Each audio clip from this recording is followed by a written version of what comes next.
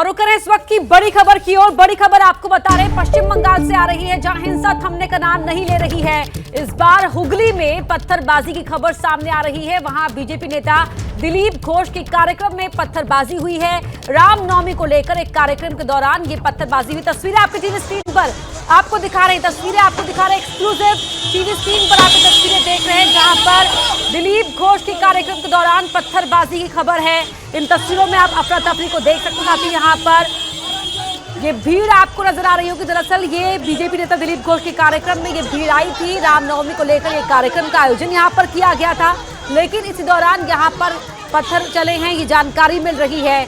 और ये तस्वीरें आपको दिखा रहे सीधे पश्चिम बंगाल के हुगली की, अब से थोड़ी ही देर पहले की तस्वीरें। मनोज क्या हमारे सहयोगी जुड़ गई। मनोज क्या हुआ था यहाँ पर? देखिए, दिलीप घोष की रामनवमी की रैली थी, जिसमें दिलीप घोष आज सबके साथ आगे चल रहे थे। और जब ये रैली रिश्ता से रामपुर की तरफ जा रही थी हुगली जिले में, तो वेलिंगटन जूट मिल के पास हुई है ये पत्थरबाजी। आरोप लग रहा है कि वहां पर किसी शाम का समय था और इसलिए बहुत ही सेंसिटिव इलाका रहा है पहले भी। और ऐसे में इस समय रामनवमी की रैली निकालना, पहले वहां पर पत्थरबाजी हुई, उसके बाद आरोप है कि कुछ गाड़ियों पर भी हमला किया गया, जिसके बाद आगजनी की घटनाएं भी हुई हैं। पुलिस ने आंसू गैस की गोलों का इस्तेमाल किया है वहां से भीड़ को हटाने के लिए। फिलहाल स्थिति अभी भी टेंशन में है और अभी भी तनावपूर्ण स्थिति बनी हुई है रिचरा के इलाके में। क्या इस यात्रा के लिए वहां पर परमिशन ली गई थी मनोज? देखिए, इस बात की कोई पुष्टि नहीं है, लेकिन बीजेपी का दावा है कि उन्होंने पुलिस को इस बात की जानकारी दी थी और अगर नहीं दी होती तो पुलिस उनको शुरुआत नहीं रोक सकती थी। क्योंकि अगर नहीं रोका गया है तो इसका मतलब है कि पुलिस प्रशासन को इस बात का पता था। और अगर नहीं रोका गया है और ये पूरी रैली को निकलने दिया गया है इस रूट पर, तो अब सवाल ये उठते हैं कि आखिरकार जिम्मेदार कौन है। क्योंकि ये दूसरी घटना है पिछले 3 दिन में, जब पश्चिम बंगाल में हावड़ा से सटे हुगली जिले में इस तरह का टेंशन हो रहा है। रिचरा, जिसमें कई ऐसे सेंसिटिव पॉकेट्स रहे हैं, और श्रीरामपुर से रिचरा तक का जो सेंसिटिव एरिया है पूरा, यानी कि वेलिंगटन जूट मिल और उसके आसपास का इलाका, सकरा इलाका है। आपको गलियां दिखेंगी, वो छोटी छोटी गलियां हैं और कुछ एक आसपास वहां पर धार्मिक स्थान भी हैं, जिसमें इस समय शाम का समय और रमजान का समय होने के कारण लोगों का इकट्ठा होना लाजमी है। और उसके बीच से निकलती हुई एक यात्रा पर जिस तरह से बंगाल में गतिविधियां बढ़ रही हैं, जिस तरह से टेंशन बढ़ रहा है और ये तनाव बढ़ रहा है, ये अपने आप में एक बार फिर सवाल के घेरे में ला रहा है प्रशासन को और उनके द्वारा दी गई अनुमति या नहीं अनुमति दिए जाने को।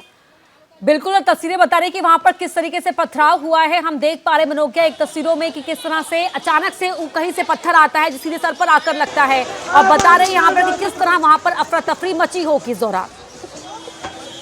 जी बिल्कुल, और अभी पुलिस प्रशासन की ओर से अगर बार बार आंसू गैस की गोले छोड़े जा रहे हैं वहां पर भीड़ को हटाने के लिए, तो क्योंकि ये बीजेपी की रैली है जिसमें खुद दिलीप घोष शामिल थे। दिलीप घोष को हमेशा जाना जाता है उनके कदावर बयानों की वजह से, उनके सेंसिटिव बयानों की वजह से, जिससे कई बार डिबेट भी होती है, कई बार सवाल भी उठते हैं, प्रशासन पर भी सवाल उठाते हैं, लेकिन खुद दिलीप घोष भी उन सवालों के और कंट्रोवर्सी के घेरे में आ जाते हैं। ऐसे में हुगली में रामनवमी के बाद हुए इस रैली में, इस कार्यकर्ताओं के साथ जा रही रैली में पहले पत्थरबाजी और उसके बाद इस तरह की घटना अब तो कम से कम सवाल और ज्यादा बड़े कर देगी, क्योंकि ये आने वाले कुछ दिनों में इस पे राजनीति भी होना लाजमी होगा। बिल्कुल मनोज, जिस तरह से आप बता रही हैं कि पहले से ही पश्चिम बंगाल में लगातार हिंसा की घटनाएं सामने आ रही थी और अब एक बार फिर से इस तरह की घटना का सामने आना कहीं ना कहीं बहुत बड़े सवाल खड़े करता है कि अगर परमिशन ली गई थी, पुलिस को जानकारी दी गई थी इस आयोजन को लेकर, तो फिर आखिरकार वहां पर कहां किस स्तर पर चूक हो गई कि अचानक से पथराव शुरू हो गया।